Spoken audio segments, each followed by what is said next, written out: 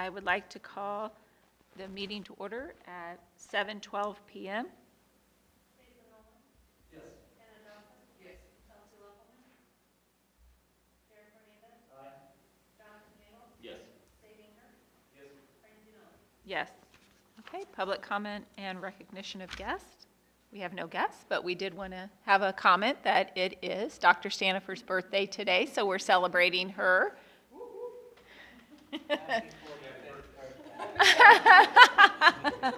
She's just retiring very young. Okay, up next we have presentations, and we have Blue Ridge FFA and Ms. Meisner.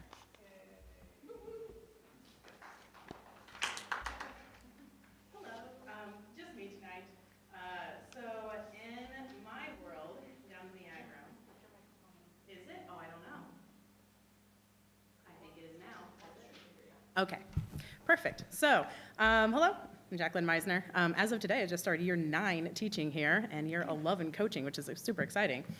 In my world, down in the ag room, we have 2 different organizations that we kind of work with. So we have our National FFA organization, which is the kids organization, student ran, all that fun stuff. And we just found out that we are a 3-star chapter from nationals, which means it's the highest rating you can receive on the national level. And this is the 4th year, I believe, in a row we've received that rating. And we've received it several other times periodically in the past as well. So that is really exciting. I was able to tell the kids that today. But I'm here to present on the other side of things. IAVAT, the Illinois Association of Vocational Agriculture Teachers, falls under the NAAE, we're all about acronyms, the National Association of Agriculture Educators. And they have some different, what we call NAAE awards. So they're sponsored by the National Association. These are just several different awards that recognize agriculture teachers, young teachers, teachers that have done a good job mentoring, programs, universities, all that fun stuff.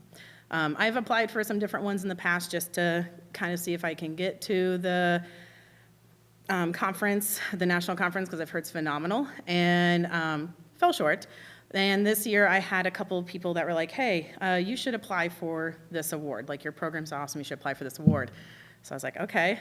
So we applied for the Outstanding Middle/Secondary Agriculture Program, and we were recognized at the Illinois Ag Teacher Conference this summer as the Illinois Outstanding Middle/Secondary Ag Program. And so I wanted to present that tonight to you guys, since you guys help us so much with everything that we want to do. We want to go travel and do things and see different stuff, and we want to do different curriculum, and you guys are very much about it. We're able to add different classes and programs and opportunities for our students, so I wanted to make sure I presented this to you guys tonight as a thank you for everything that you guys do for us, and then we're going to hang it in the ag room. So when I talked to Hillary and she's like, yeah, let's present this, I was like, okay, cool, that's awesome. We're gonna present this. I'm really excited about that. And then a week ago, we got, or I guess now 2 weeks, we got an email that I had to read, I think, 3 times before I believed it. Then the national organization, the United States is broken into 6 regions. There are 6 states in our region. We are region 4. I think those states are, I double checked it, but I think our states are Illinois, Indiana, Kentucky, Missouri, Wisconsin, and Michigan, I believe are our 6 states. Since we won the state level, it advanced on to the region level, and we are the region 4 Outstanding Middle/Secondary Agriculture Program.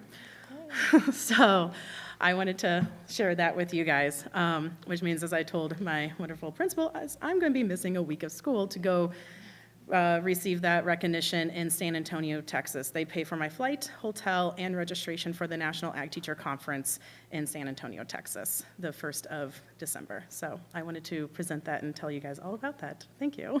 Yay.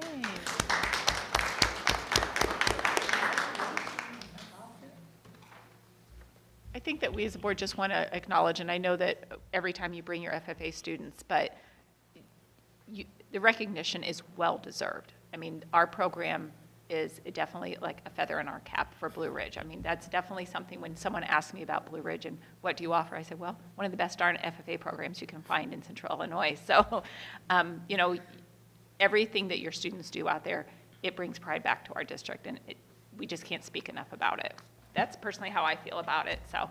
Thank you very much. Yeah. Appreciate it.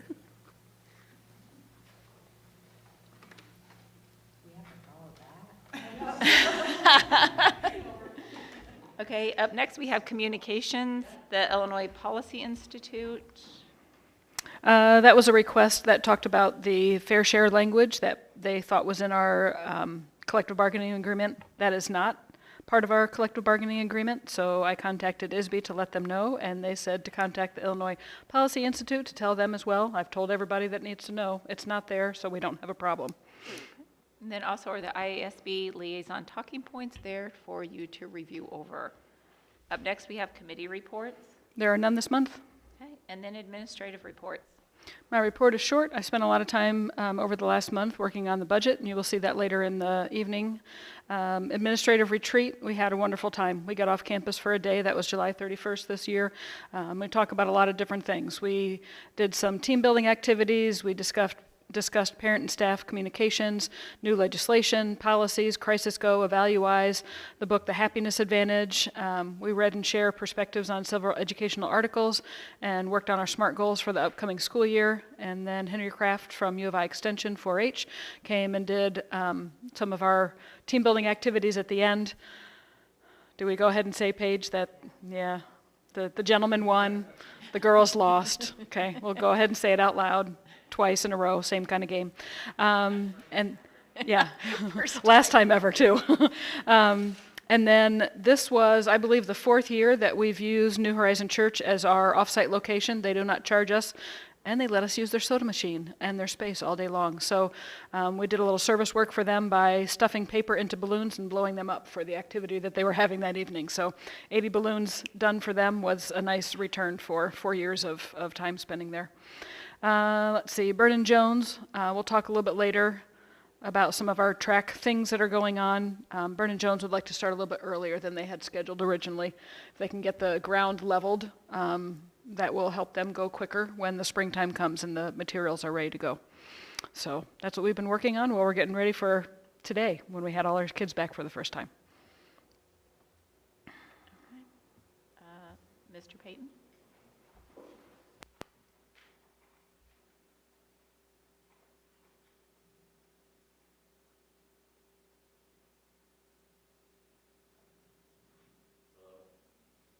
I think it is. Is it? It kind of sounded like when you hit it. There it is. There it is. Okay.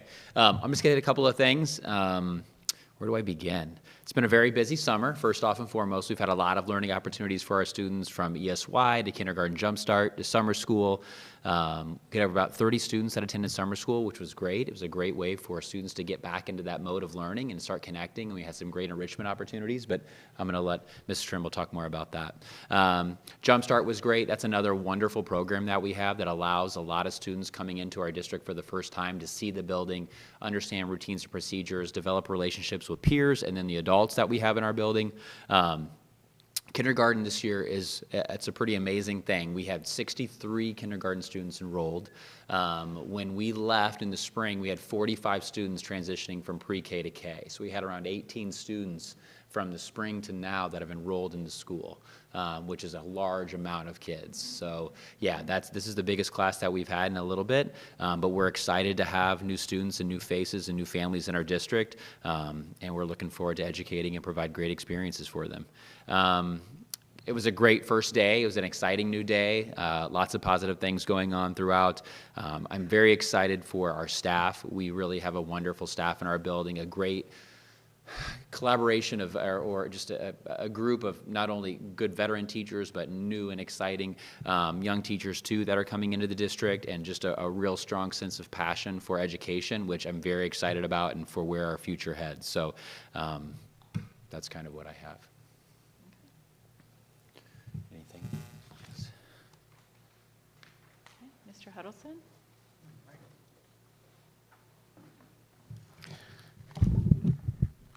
We also had a very fantastic first day of school today. It was great to see a lot of smiling kids' faces and a lot of smiling adult faces. That's always wonderful on the first day. After we had our first night last night, we had a fantastic turnout. I didn't get a count, but being my third year here in the district, it felt like we had a nice increase in people. I see a lot of head nodding for people that were around, and so that was a great feeling to see everybody excited to come back into school in August. We also had some summer enrichment programming that met just for a week, though, this year, and we only had grades 4, 5, and 6. We're hoping we can expand that so that it can be more of a bridge program for our kiddos that would come in through teacher recommendation for part of the morning, and then also having some great enrichment opportunities, which I won't share because she will share those soon. But just kind of, attracting families in, and sometimes summer school can have kind of a negative connotation to it, like what's wrong, versus an opportunity to give a kid a bridge from their previous grade to the next grade, shore up some of those foundational skills, but also get them excited just a week or two before school starts again. I think there's some power in that, and it really helps build culture in your school. Registration was really successful. We brought in a bunch of new families. It was great to see some of them like with multiple siblings across all 3 campuses. So that was pretty exciting to see and get to meet those new families that are new to our district. We had brought in 6 new teachers this year, our 4th grade teacher, thanks to you guys approving an extra classroom this year, which our count is up to 53. So thank you very much for that, is Miss Catherine Donaldson. And we also have 2 of our special education people join our special education department, Caitlin Maitland and Becky Dodson. And then on the junior high side, we also brought in Miss Crystal Thompson. We had kind of a late resignation right at the end of the school year, so we brought her in to fill our 5th grade position after moving a teacher around. And on the junior high side, we have Jennifer Jameson, who is replacing an 8th grade ELA teacher that left us at the end of the year, and Kyle Elmore, also joining us in our PE position. This year, our instructional leadership team, we're looking to focus on some pretty big systems-wide things. We'll be working with Tri-County Special Education Cooperative to develop MTSS manual procedures, just really giving us kind of a nice framework, especially as we're teaming with our Tri-County professionals to make sure that are we following all the protocols we need as far as working on interventions with students up to the point where if we see students not succeeding, that we might present to that family a need for an evaluation for special education, and making sure that we're following the guidelines that they also have as professionals too. We're going to be working with our new school counselor, Christine Donaldson, is working on bringing our Caring School Community SEL curriculum that we have that's very topic driven, and trying to meld in skills for our kids so that, when a kid is having a problem at school, is it a matter of them having the skill or accessing the skill that they already know, or somewhere in the both? And so she's been working hard, and we're going to be working together to bring those together. And last but not least, one of the things that we're going to be working on is strengthening our systems of communication between administration, staff, and families regarding discipline in the school, mostly looking at our junior high systems. Questions? Sure. That's a great question. Sometimes we live in this world of ease with email. And so one of the things we'll be working on this year is sometimes email is not the best thing to use, especially when there's an occurrence of something in discipline in class. So really getting teachers to understand, is this a quick email, or maybe more importantly, this is a phone call, so that I can give that parent some context, and they can hear and have a conversation about what's going on with their student in the classroom, or even sometimes having a meeting where I think there's some power sitting across the table from somebody whose student is struggling, and so that it creates a culture of teamwork with families in the school. And so not all teachers come with that skill. I think a lot of our younger teachers, the first thing they want to do is shoot off an email. The idea of actually having a conversation with a parent that could get a little heavy sometimes is hard for them. And so I feel like our instructional leadership team, especially myself and Mrs. Cole-Ross, can help support teachers in that area and give them those needed skills they have to become better communicators at home. And then they'll have some confidence, so that when we've even talked about developing some scripts and sentence starters for them, so to kind of get them started and going, so that when they have that situation, that they can be effective in that communication. So that they're really emphasizing in the long run is what I think parents want, and what parents need is teamwork. They want to know that the school is going to work with them, because they want their kid to be successful in school too. And so that ultimately, that's our goal. And then on another side, we want to make sure that we're using our digital record-keeping systems to the best of their effectiveness. We have a spreadsheet to keep track of detentions and electronic violations. We've recently kind of upped the ante on our cell phone policy and other personal electronics. And so it's one thing just to say it and put it in writing and send it out to families, but now we need to make sure that we're being consistent with the enforcement of that policy. And so that's going to be a big part of that too, so that, the kids understand that we're doing things to reduce distractions in school to make sure that our learning environment and our instructional practices in class and during our school day are kept as best as possible. And then also using our student information system, which is called Cumulative. We learned about a new feature last year where we can record and log conversations that we have at home, which is really important in junior high because, you might have a kid that struggles with something in one class on a Monday, and then on Wednesday they're in a completely separate class. If those teachers haven't talked, they don't know that that kid might be struggling that week, but if they go into that log when they're about to go home, they can kind of see a history of that. So we're going to work with teachers to start using this feature in our student information system much more regularly. Did that answer your question? Fantastic. Yeah. Oh. I will take that into consideration, Mr. Fernandez. Thank you for volunteering that. Thank you.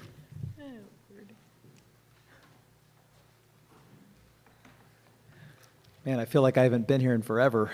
So one thing that happened earlier this summer that I didn't get to tell you guys about was, and I don't know if anybody got to talk about it because I don't know if Paige was here either, but the conference that we went to in Nashville, and we did that Innovative Schools Summit in Nashville back in June, was just phenomenal. And so, ended up being 12 of us from the district that went, and just some fantastic speakers and sessions, and it was a wonderful time. One of my favorite, and actually a favorite of a lot of us, was a gentleman that spoke on, the first session I went to was about SEL curriculum and why yours isn't working. Because that's something we tried to roll out last year, and man, it was 3 hours, but I could have listened to that guy for 3 days straight. I mean, he's so dynamic. And so some of you guys, you may not understand, when we say SEL, and we're talking about social emotional learning. And so some people think, well, how is that even relevant at a high school level? Like, why does that even matter? And the way he broke it down, he's like, if you think about the problems that kids have at school, what of those problems don't fall under either a social umbrella or an emotional umbrella? Social being how we get along with others, and emotional being how we manage our feelings and emotions. And when you think of it like that, like every single thing you see behavior-wise at any level comes down to SEL stuff. So yeah, just re-emphasizing and affirming us, because yeah, ours wasn't the smoothest of rollouts, but just affirming us in that things that we were doing were on the right path, because part of that was he gave solutions to how you can make it better. Now, also along with that, he had a curriculum that his company produces that Paige and I have looked into and are really super excited about trying to figure out how to make that work for Blue Ridge High School. There's some, just really real life application type stuff that we're excited about looking into. So Paige is gonna, or Paige did share that with you maybe already in her board report. A little bit, but one of the things, like Brian said, that was really hard for us when we were rolling that out for the high school is then not thinking, oh, this is a corny lesson, like, is this over, But with this curriculum, it really gives real life examples and gives them the dialogue to have discussions about those scenarios and how to apply it in their real life. And so I think that's the difference between what we were trying to do and what this curriculum will do for our students. Yeah. So super excited about that. And I would have, if he had something going on in every session, I'd have gone to all of his. He's so much fun to listen to. Anyway, that conference was fantastic, and thank you, Paige, for getting us into that, and then for I hope that's an opportunity we get many years. let's see, what else happened after we got back from that? So we had math camp that was going on this summer, and math camp is not it's our version of summer school, but it's not for credit or anything. It's just kids that need a little extra boost with math. So Mr. Mentira, our freshman math teacher, targets some kids that he recognizes as, you know what, they might need a boost going back into the school year so that they can be successful, be it in repeating Math 1 or if they're moving on to Math 2, you know, to get going in that area. And so I think I invited 11 students to attend, and I think we had 9 that showed up every day. Again, for no credit, they're coming from 8 to 11:30 the first week and 8:30 to 11:30 the second week. Yeah, so it was awesome, and the kids were really good, and hopefully that sets them up for some good success this year. When that finished up, we had our Bridge Day last year, where we invite some incoming freshmen to just give them a low-stress environment, get them introduced to some teachers and staff, and give them tours of the building and do a scavenger hunt and some fun activities.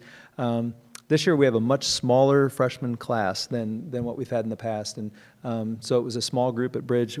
Only had 4 kids that came, but it was great to get to really pour into those 4 kids and to help them get their foot down here in the building, and they all said, yeah, it was so helpful to get their schedule and walk around all their classes and meet a bunch of teachers and stuff like that. It was a really great day. And let's see, first night was also awesome. Again, with that small freshman class, I was worried that we were going to have like 10 people here, and I thought it was a great turnout for what we had. Probably, I know, probably 2/3 to 3/4 of the freshmen were here with their parents. We had a couple of new students that also moved in at other grade levels. We even had some sophomores and juniors that came to just to visit teachers again and everything. So it was a really fun, festive night. And yeah, and like Bert's staff, we had a lot of turnover on our staff, and an interesting mix of new teachers. Like we've got a couple that are just really young and fresh out of college. We got another one that's a first-year teacher, but he has a little bit of time, like he got a different degree and did some other stuff before he went into teaching. I've got a second-year teacher who had another career for like 20 years before she got into teaching, so she's got some real-world experience. And then I've got a veteran teacher of 17 years that has a master's and an admin degree, and she's just going to be a wealth of information too. So add that into our already great staff and with lots of veterans and young, energetic folks, and really excited about what we've got going on here at the high school. Questions? Yeah. Thanks. Yeah. All right. Okay. Paige, they left you some stuff to talk about. A few things. And then, of course, they said a couple things I wasn't going to talk about, but now I feel like I have to because they said I was going to. You were like, oh, they'll handle that. I really did, yeah. So, okay, I don't have my glasses, but I'm going to try my best.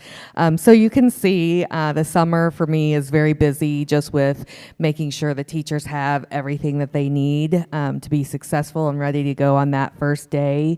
We had lots of professional development opportunities this summer for a variety of different grade levels and subject areas. We purchased a couple of new supplemental materials to go along with curriculum that we already had. I think Mr. Easter did a great job of talking about that Make a Way curriculum that we really would like to implement with our 9th through 12th graders for SEL. One of the things that's not in my board report that I was very excited to talk to you about was I had referenced in the dual credit that we had tentatively been awarded the Education Pathway Grant, and yesterday we got news that that was approved, and so we'll be meeting with DeLand Weldon, Admin, Monticello, and BMET and see how we can work cooperatively to make a pathway for our students to go into the education field and support our students while they're still in the high school who would like to pursue education. Set up lots of different trainings for the beginning of the year. You probably saw under the other section.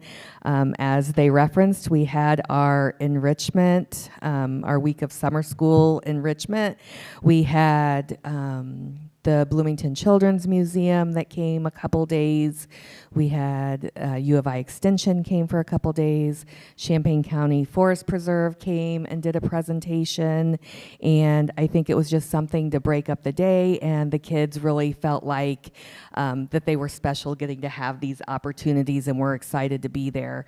With that being said, one of the things I wanted to talk about is I did just write our last ESSER 3 amendment, which in some ways I'm like, oh, that's a relief. But in other ways, it's going to put us as a district having to have discussions like in the future, next summer, do we have the enrichment program? Do we have Summer Bridge? Do we have Kindergarten Jumpstart?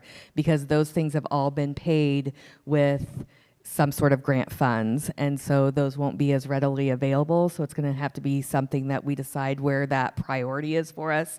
And, you know, do we want to modify it? Do we continue it as is? Or is it something that we're not going to do and maybe try something else? So just something to be thinking about for next year. Oh gosh, I just got locked out. Hold on. Okay. We had our induction day, which is a full day, and I always feel so bad for the staff that day. It's new staff to the district. We had about 20 this year because we had certified staff as well as paras, bus drivers. We go over BUSHU training, insurance, tiered interventions, trauma-informed schools. You saw the list in my report. But as hard of a day it is, I feel like I'm so thankful that we have that day now, because I can remember when I started, all of that stuff was thrown at me on day one when I was trying to get my classroom ready for kids to come the next day. So I think it's a great opportunity for the new staff to kind of have some time to digest all that information, be in a place where they can ask questions and get those things answered before school starts. And then on Institute Day, they can prepare for our littles and olders to come into the classroom. We've submitted the Title I, II, and IV grants. Those have all been approved. We just got our final 1003B grant for Blue Ridge Intermediate and Junior High, and those funds have been expended now. And I think that's it for right now. Do you have any questions? No? Okay, thank you. Okay. And then the technology, O&M, transportation, food services, and finance reports are in your board report. I need a motion and a second to approve the consent agenda items listed on attachment A as presented. Jason? Derek?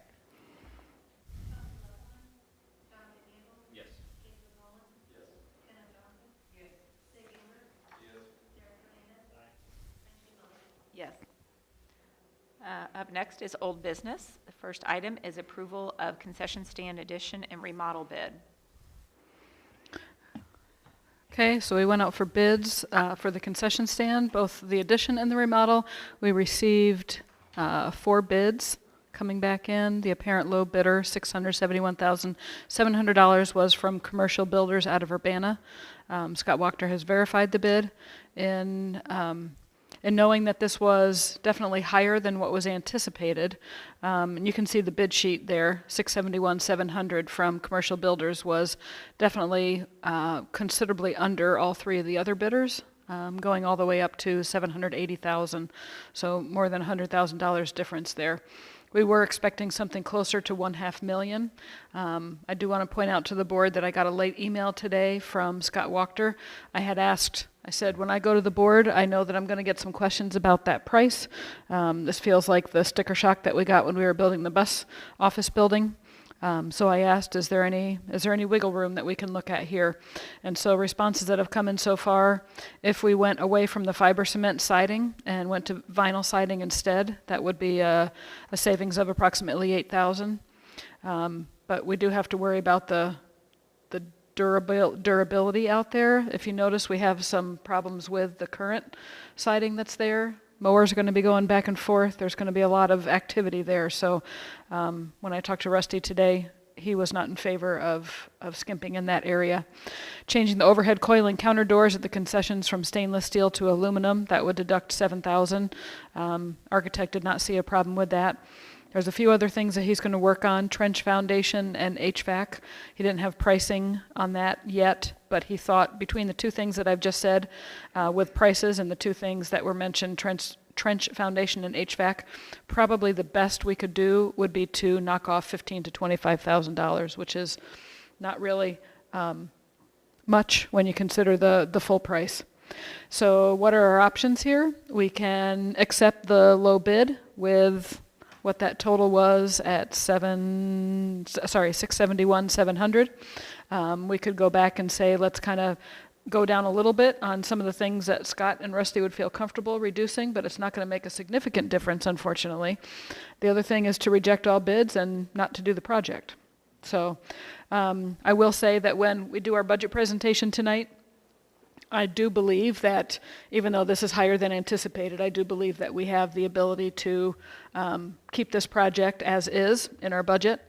We'll have to talk a little bit about bleachers and other pieces. We're still waiting for some bleacher information to come back in, but the only thing that we could do is rebid if we change the project.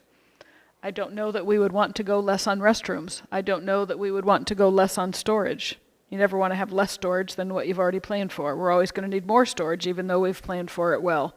I don't know that we want to skimp on the siding.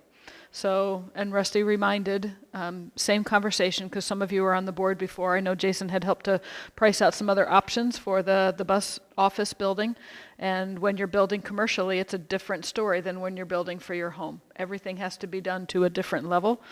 You can't do those the same way. So this is Rusty's looked through things. This is, although it's not a fun number, it's not really a surprising number.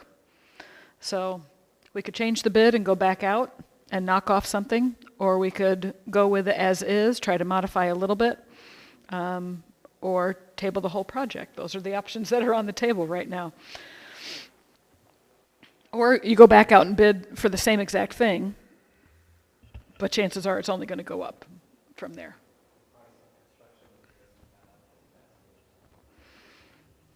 So, this can, if we wanted to, it could wait until after the track project is complete and then be done following that? I know the price of things are... Could be done. It could be, though. Yeah, prices could go up, prices could No, go it's not down, going we don't down. know. Yeah, I know. We would not I know. have, one of the concerns has always been having the restroom facilities when we have the track out there, because more people are going to be involved. It's the restrooms that are opened up for people outside, that's not a very nice facility. I feel like it would be a little bit out of balance, if we'd want to say it that way, to have that track and not have a restroom facility or something to, for storage to work with.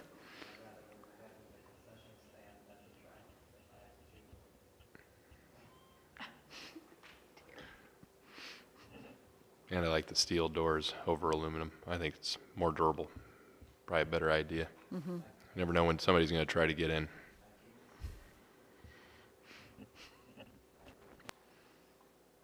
Say stick with the bid as it is. I don't want to skimp on the siding either. Vinyl siding is going to be full of holes from rocks and stuff like that.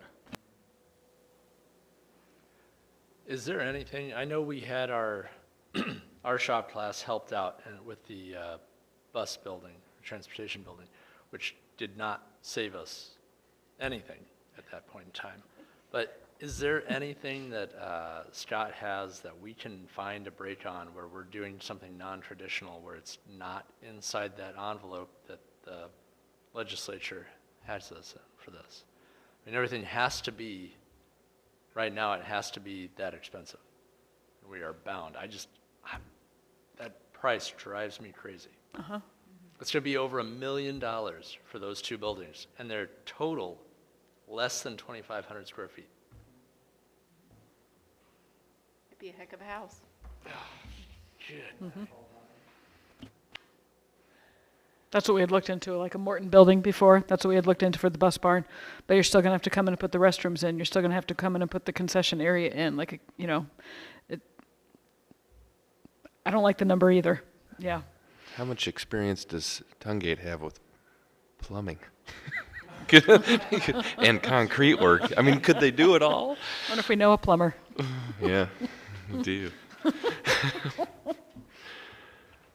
I was also, and this is outside the box, wondering if it's possible, and it would actually save us money to actually hire our own general contractor that we could work into our tech classes for a year and then get this done.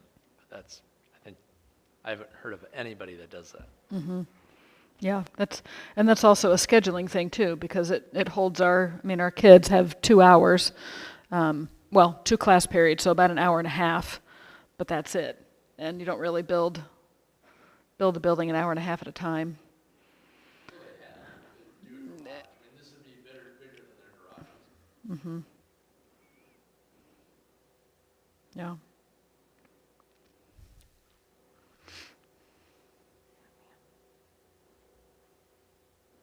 I like your idea, Jason. I don't know if anybody does that either. I wonder if you could get yeah, I don't know. Sure would be nice though. You could just have the kids build it and do the plumbing and everything and the concrete work. Man, that'd be amazing. Yeah, at the bus barn, the kids did the framing in, and they worked at their pace that they could, and then the contractors came in after that and finished everything else. Yeah, and it didn't So. save anything, I'm sure. No, yeah, that's usually how that goes. It's a learning experience. Mm-hmm. Yeah, still valuable.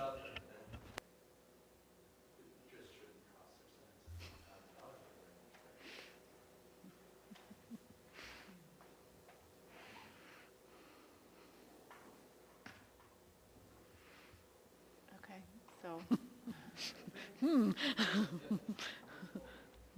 Got it for a month? Or is it pressing or, like, what's the bid, how long are the bids good for? You know what, I'm not sure if I have that in here. Rusty did the opening. I was unavailable to attend. How long it's good for? It would be kind of interesting to see the breakout on the bid for if they, line item framing. So if, it probably wouldn't work out to have it done by the industrial arts class like we've talked about, but well, especially because I'm assuming they have their projects for this year already lined up, industrial, so it would be a year out. year out, yeah. Thank you. Okay.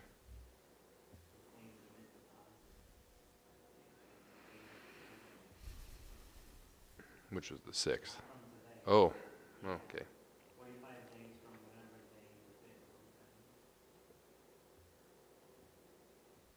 That probably wouldn't be passed before our next board meeting, I'm assuming.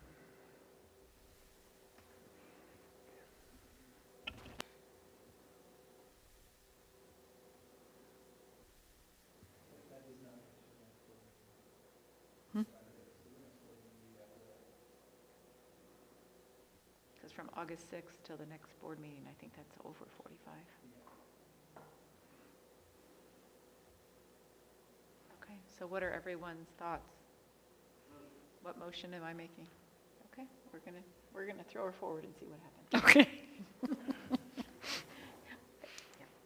So, I'll just say that, the sticker shock is there, but kind of the buy once, cry once principle there of we're building a nice facility.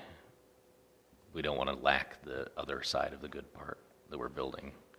And restrooms are always important, and even when you think you have too many, you probably still don't. Bid does include tying into taking it all the way out and hooking it up to the main sewer line, right? Yes, yeah, we're all set. Everything, okay.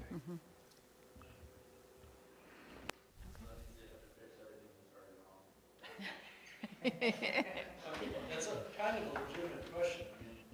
Yeah, if they're responsible for the tie-in, then And repairing everything on the way out to John Street. I imagine they'd take it all the way out to Yeah, John Street, wouldn't they? everyone all, Okay. Just making sure. That's a lot of pavement or however they're going to do that. Yeah. okay. So I need a motion and a second to approve the $671,000 bid from Commercial Builders of Urbana, Illinois for the concession stand addition and remodel for Blue Ridge CUSD 18 as presented. Derek? Second. Jonathan? Jonathan Gable, Yes. Yes.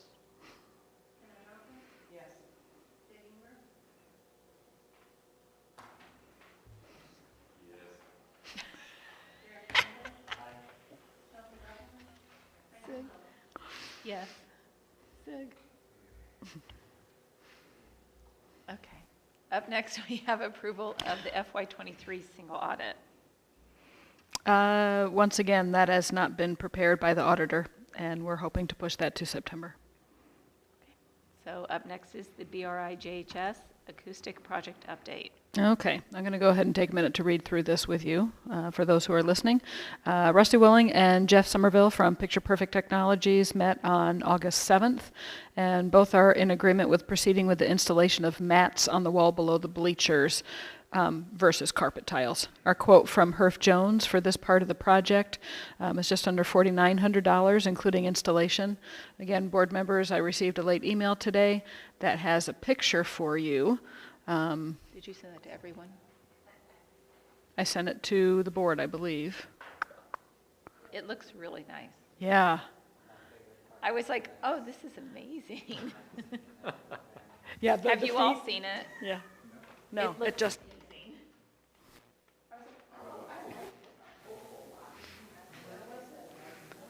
yes, today. Isn't that awesome? Yeah.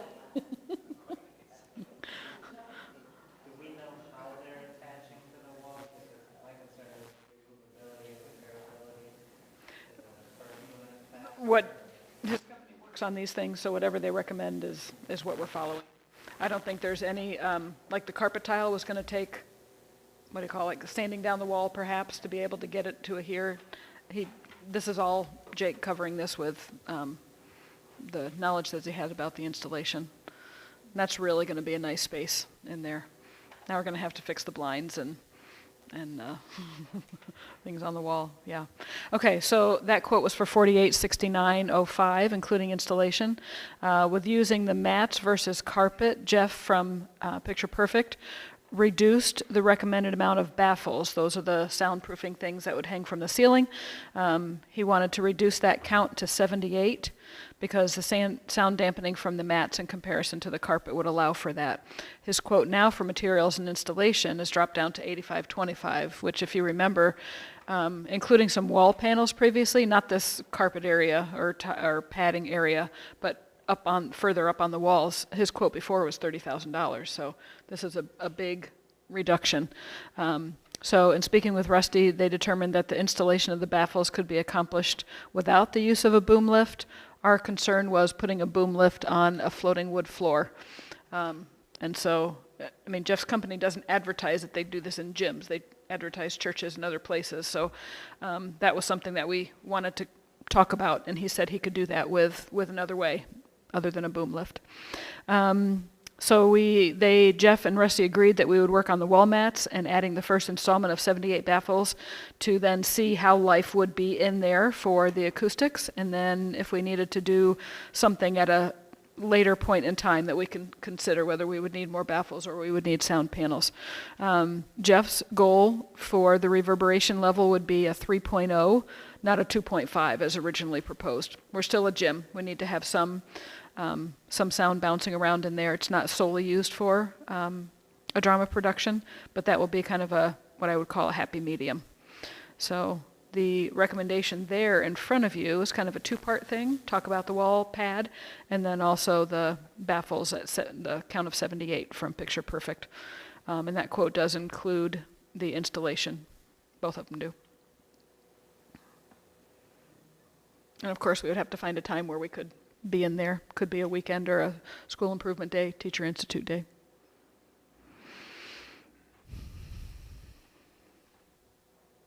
Okay.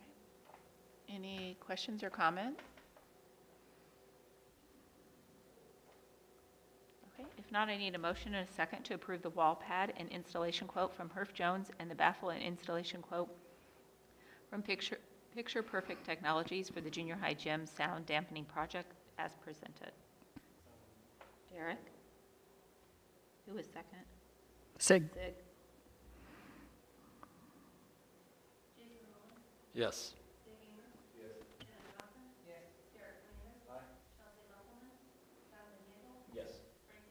Yes.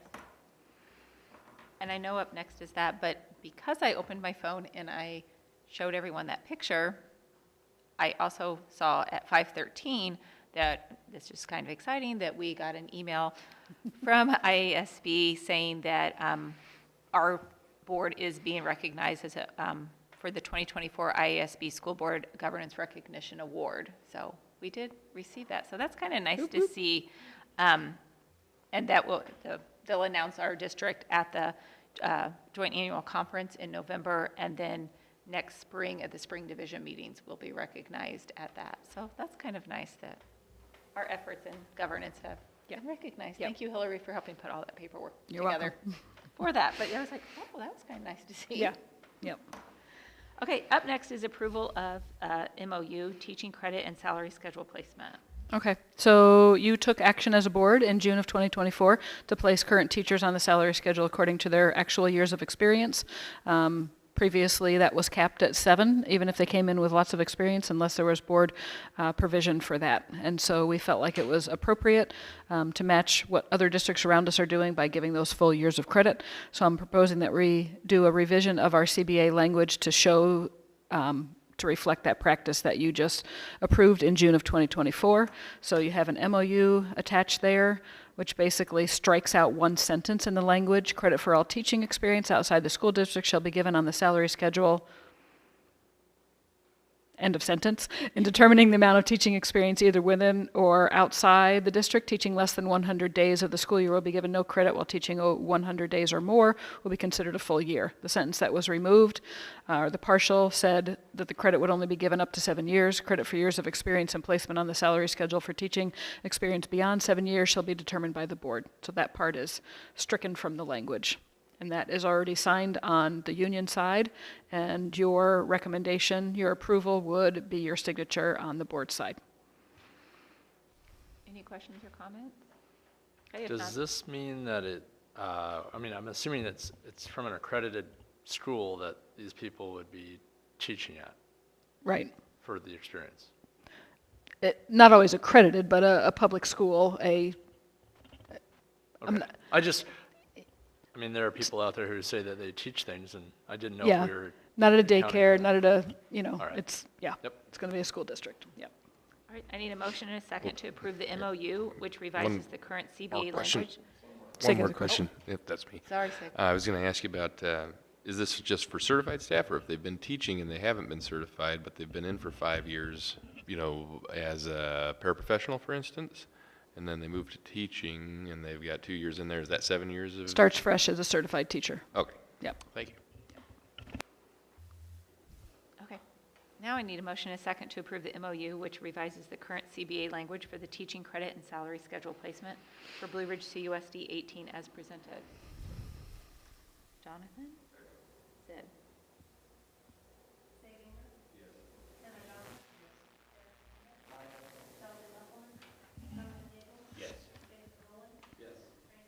Yes. Up next is Press 115, second reading. Yes, this is month 2, and you had a couple opportunities to look at that policy, packet of policies. It was quite short this time, thankfully. The superintendent has no concerns with Press 115, and by the way, 116 is in our inbox already. Okay. Any questions or comments? If not, I need a motion and a second to approve Press 115 for Blue Ridge CUSD 18 as presented. Kenna? Second. Jonathan?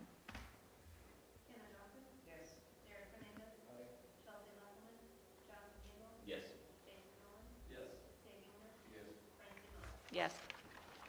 And now we're to new business. Up first is approval of fence installation quote. Okay, so we have some that present a flight risk at our youngest building, and we want to make sure that we don't lose anyone. Currently, our playground is not contained, and so we would like to be able to put fencing on a portion of the pre-K playground. We've contacted, actually not we, Rusty contacted Main Street Construction in Mahomet. That is the company that would do the best job, we believe, and they're not able to do the work immediately, so we are working on getting up a temporary fence. Are we already up? Good. Okay, we have a temporary fence, so we don't lose anyone while we're waiting for our next fence to go in. O&M staff was sure hoping that they could install the fence themselves, but it's been a whirlwind around here trying to get everything done. And Rusty finally said, need to wave the flag and get some extra help. So you have the pricing in front of you, I believe. We're under that 10,000 threshold that we really want to see multiple estimates for and bring that to your approval, but I just want to make sure that we brought it here so you could see what we were doing. I asked if there would be other local fence companies that we could work with, and Rusty didn't feel like there would be ones that would be reputable. U of I uses Main Street Construction. They have a good reputation. Okay, any questions or comments? If not, I need a motion and a second to approve the fencing quote from Main Street Fencing for Blue Ridge CUSD 18 as presented. Jason? Jonathan?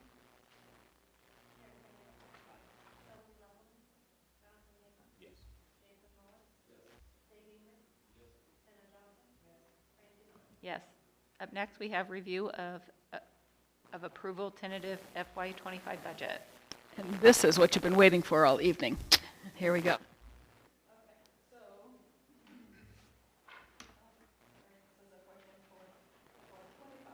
Considerations. Use conservative budgeting principles. Revenues are underestimated, expenditures are overestimated.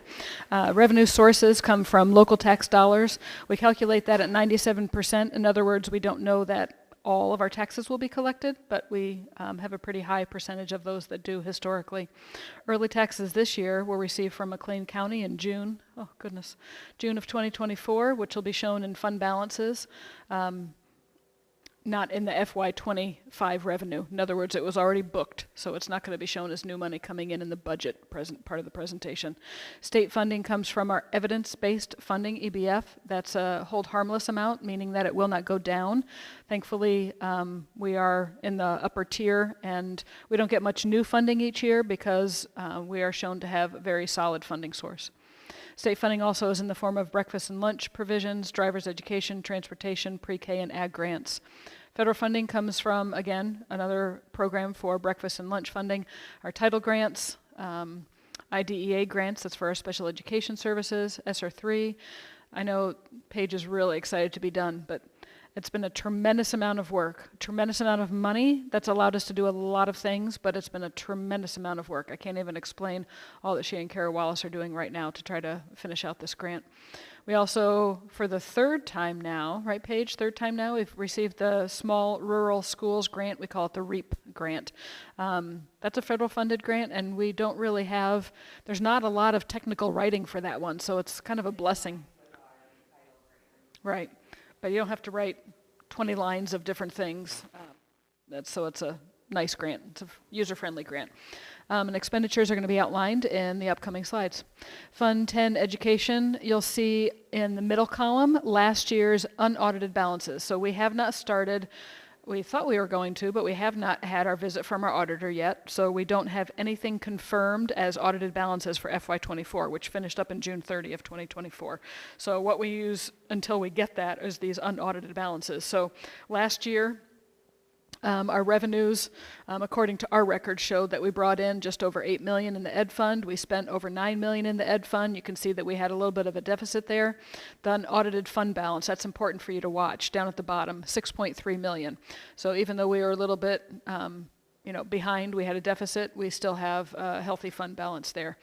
FY25 budget, and I'm going to be very forthright with you that I was still working on this presentation and my notes that go along with it today, because it's just been really tough to get everything done on the starting day for school, and so we do have another month before this will be finalized, but just know we're still in pretty rough form here.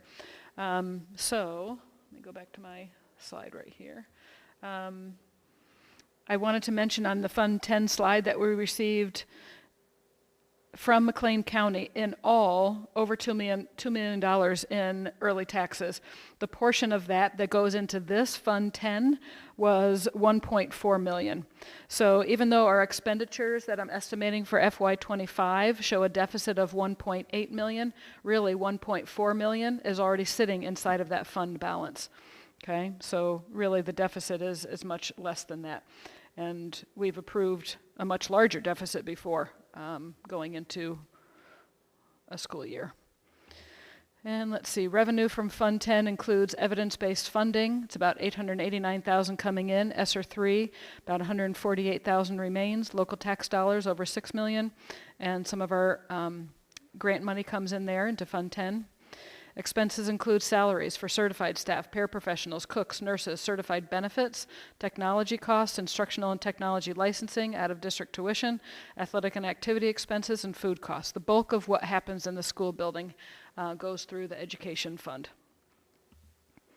Fund 20, operations and maintenance.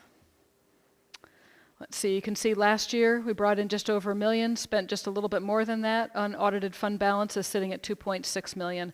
FY25 budget, I'm estimating.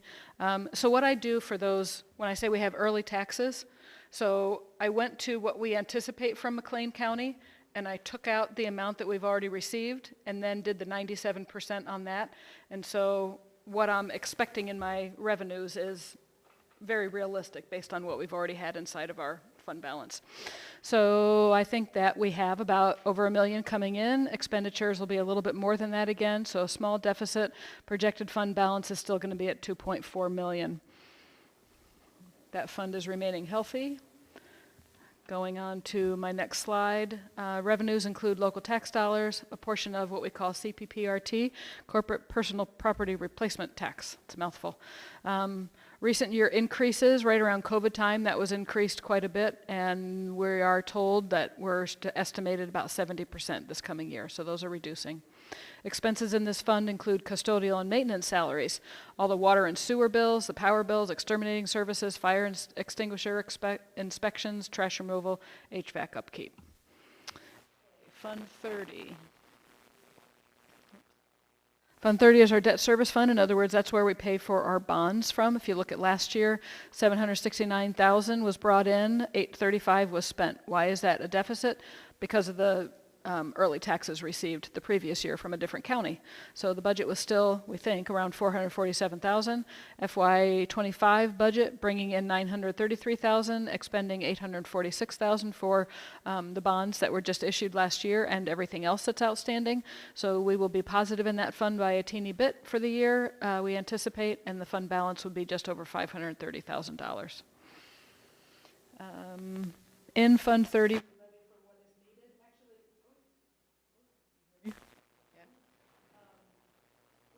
for, actually the district does not levy for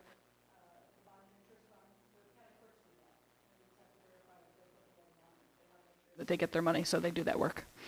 And this fund is in good standing. Next slide, we have, so half of our tax goes in here for revenue, also the local tax dollars, and then expenses, like we said, the bond payments, the principal interest, and also the fees. Transportation. So last year we brought in just over $1 million. We spent under $700,000, so we had a positive balance there. We're looking at $701,000 as hopefully a starting balance for this fiscal year. This budget year we anticipate bringing in over $820,000 into the budget, spending just under that, again having a little bit left over. This is a big deal. Remember that the state does not typically cover all of our transportation costs. In FY24, we've had concerns with the transportation fund, so we started depositing a portion of our CPPRT revenue that we just talked about in the last slide into Fund 40 to increase that fund balance. And continuing to do so is going to help that fund to stabilize. Fund 40 revenue comes from transportation reimbursement. Like we said, portion of the CPPRT, local tax dollars, are from the salaries for the transportation department, the bus leases, plural, fuel, and licenses. I don't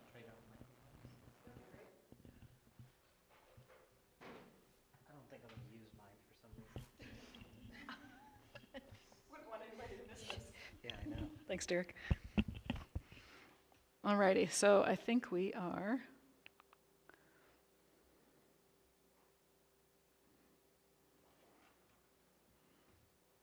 So we will go to Fund 50. Fund 50, IMRF and Social Security Fund combined. Last year, we brought in just over $245,000, spent a little bit more than that, so a small deficit. Notice the fund balance, we're coming in at $351,000. The budget for this year, we're bringing in $269,000. We're expending $372,000, so there'll be a deficit of just over $100,000, but we feel like what we're leaving there for the fund balance is satisfactory. This is a fund that over the last few years, we've intentionally levied just a little bit under what our expenditures are. So we're doing that on purpose because we can pick the amount of money that we're levying for. We do that when we're trying to balance the overall tax rate. So we can give and take in a couple little places. This is one of those places where we can do that give and take. And we might not choose to do that again in the next year because the status of this fund balance, we want to make sure that we don't dip down too low there, okay? So, but for FY25, no concerns. And what goes in here? Local tax dollars, what comes out? Benefits for IMRF, FICA, Medicare, payment of unfunded IMRF liability. And in our next slide, we have Fund 60, Capital Projects Fund. This is a fund that you use when you have big projects going on. And other than that, you don't really touch it too much. So if you look at it last year, we had $100,000 coming in. We spent $83,000. Unaudited fund balance of $179,000. You don't want to keep a lot of extra money in there is what I've always been taught. If you remember, we did an abatement into this fund because we had an early site survey done for the track. So we had to do a little adjustment there. That's why we had basically that expenditure. It was almost the whole thing. Capital projects for this year, quite different. So look at the revenues there. So what I am anticipating is that we're going to abate working cash again into the capital projects fund for the sake of the track project. So we anticipate bringing in $3,230,000 from our bond issuance, and we anticipate expending $3,165,000. So inside there fits, I didn't bring all my records with me tonight, but that takes care of the track project. There's Memorial Plaza concrete that's in there. I'm estimating some work for our bleachers, all kind of encapsulated in that track project. We did find out when the bleacher company personnel came to take a look, because we had talked about doing that separately from Byrne & Jones because they gave us a price tag of $1.1 million for replacing the home bleachers. We decided to start working on rehabilitating those ourselves, meaning finding our own contractor to do that. So we brought somebody in, and the contractor said our bleachers are sinking. So at this point, we are waiting to get some estimates. We don't know if it would be better to rehab them or if we should replace them. Right now, they're suggesting that replacement would probably be less money than fixing them. And replacement would be with aluminum, and replacement would be on a concrete slab. That would give us the possibility of using storage under the bleachers, which we would not be able to do with the grass in the situation that we have right now. So fingers are crossed. I've kind of estimated at $400,000. You'll see that we'll have about a half million dollars left in in working cash. I'm talking about the next slide, sorry. So if we needed to go higher on those bleachers, we could. But of course, you will be involved in that decision when we do that. Let's see, so projected fund balance in capital projects, bringing it back down to $244,000 would be anticipated. And this is where, like I said, we do all the big projects other than our HLS projects.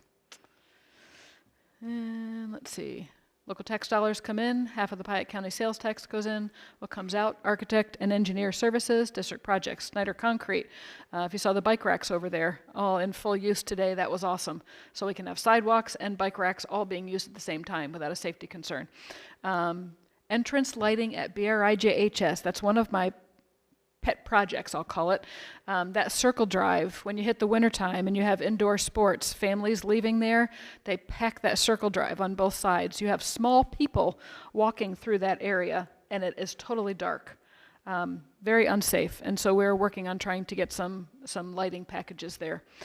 Track, concession stand, bleachers, Memorial Plaza, all those things in the capital projects area.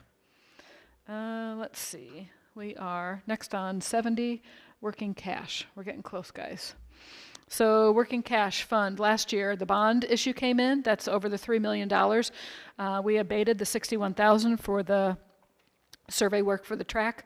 So we still had a lot of money sitting there. And the FY25 budget, we didn't levy for all that we could in working cash because we just got it from the taxpayers through the bond. So we lowered that. That was a kind thing for us to do. So a little bit smaller money coming in, well, way smaller, but smaller than usual coming in. Abatement that we anticipate doing is $3.4 million for the projects that we just talked about.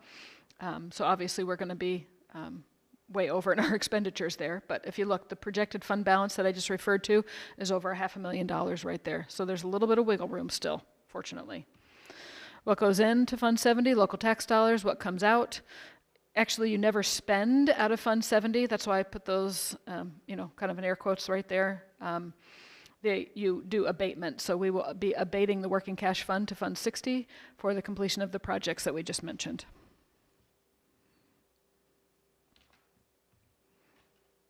Fund 80 is our tort fund. So we pay all of our liabilities from our insurance. Last year, $250,000 came in, $313 went out, so we were a little bit upside down. Still have a fund balance that's okay, but of concern. FY25 bringing in $459,000, expending $354. So we'll be on the positive side with a projected fund balance recovering a little bit at $216. The note that I wrote was the tort fund balance has been a bit concerning for the last year or two. So in FY24, we started putting a portion of the CPPRT deposited into that fund, and continuing to do so for this year will help the health of that fund. And again, this fund covers the cost of district insurance premiums, which have risen over the last couple of years. The tort fund is unrestricted, which means that we can levy for what we need in there. But then again, it also impacts your overall tax rate, so you have to be careful. What comes in? Local tax dollars, portion of the CPPRT, the expenses, workers' comp insurance, property and casualty insurance, Bushy Human Resources, legal fees, treasurer and activity fund bonds, asbestos monitoring, door monitor salaries, part of my salary, district's portion of the SRO salary, and the portion of the crossing guard. So all the things that keep us safe are charged to Fund 80. Fund 90 is our HLS, or they call it the Fire Prevention Fund. Last year, you're seeing the effect of the bond issue for HLS there, $3.4 million coming in. We really had no idea what to expect as how many projects would be completed and paid for in FY24. There weren't that many that were completed and paid out, so only $674,000. Again, you can only spend out of this fund if it's approved by architects, engineers, and the State Board of Education. So our unaudited fund balance, we think that we're carrying over, is over $3 million. What's going to come in this year? Again, we went lower in what we budget or what we levied for this year because we had already asked the taxpayers for it through the bond. So we didn't ask for them through the levy as well. So that was, again, being kind to the taxpayers. So we anticipate $86,000 coming in. Expenditures going out, we expect 1.1 million. It looks like we're upside down, but look at the fund balance there. We're still going to have over $2 million in the fund balance. Let's see. In FY24, the high school chillers were replaced. Large FY25 projects for HLS include the emergency HVAC work that was done in the spring of 24 in the Mansfield building. High school and Snyder roofing project, which are now completed. The recent asbestos removal here at the high school, that was kind of, once it got started, it was very quickly done. And all the secure entry work. Smaller FY25 projects, some will be done by our staff, some by hired staff. That'll be a lot of door closure work, fire strobe replacement, and the completion of the phase loss project that we've talked about at BRIJHS for a long time. So when we lose power, we don't lose all of our equipment.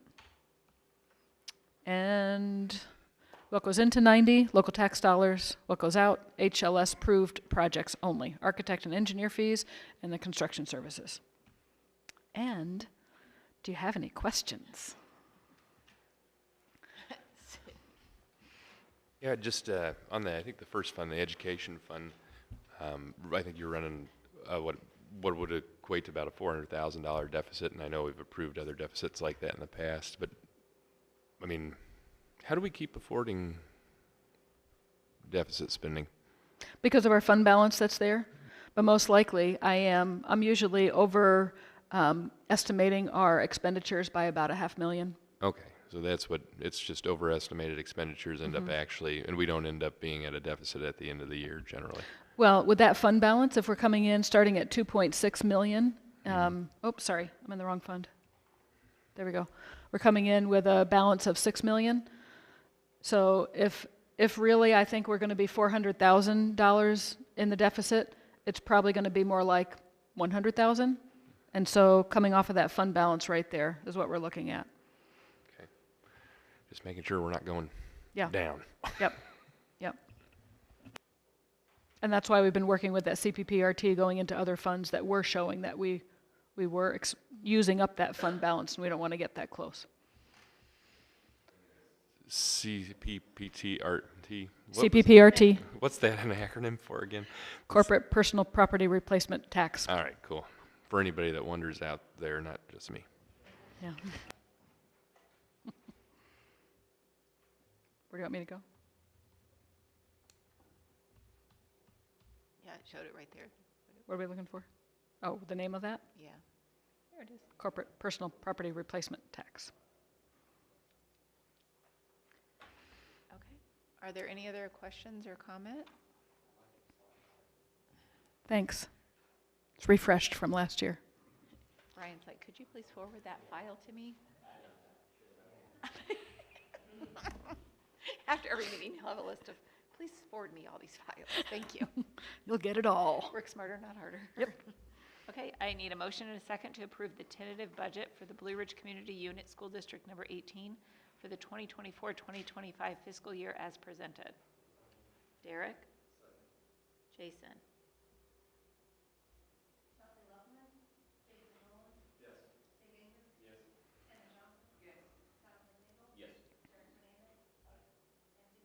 Yes.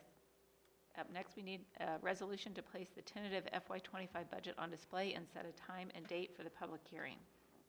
So typically what we've done, so right now that the budget can be available for anyone in the ISB format, they can come look at it.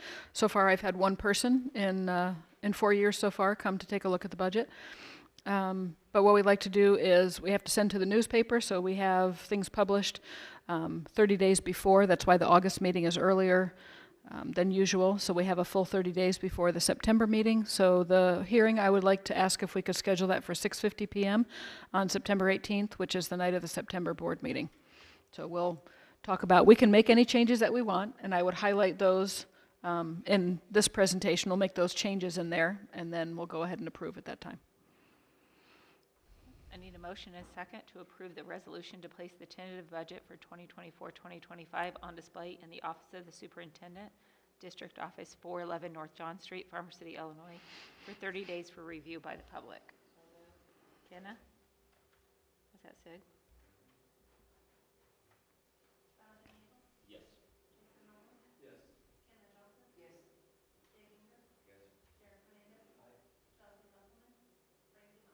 Yes. Up next, consideration for part-time one-on-one paraprofessional position. At the high school this year, we have 2 students who have an IEP who will be attending BACC. It's a good opportunity for them. One of the students most likely is going to be fine without paraprofessional supervision provided by Blue Ridge. The second student is in our program that requires a little bit more constant paraprofessional assistance.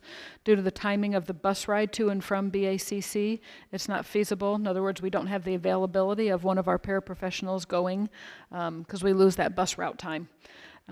The transportation. So Mr. Easter and his staff are asking for permission to have a position that would be part-time, one-on-one paraprofessional.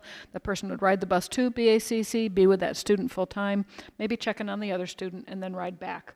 One of our thoughts was it might be one of our bus aides that might be interested in something like that and available at that time frame. So that's what we're looking for. Your approval tonight would allow us to post for that position. Any questions or comments? Okay, if not, I need a motion and a second to create a part-time one-on-one paraprofessional position at BRHS for the 2024-2025 school year as presented. So moved. Kenna? And Jonathan?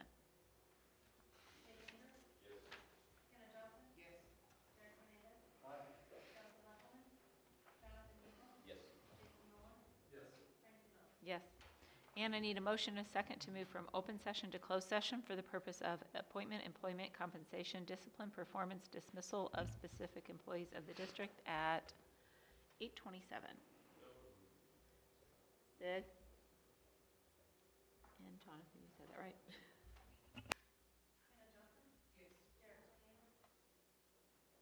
Derek?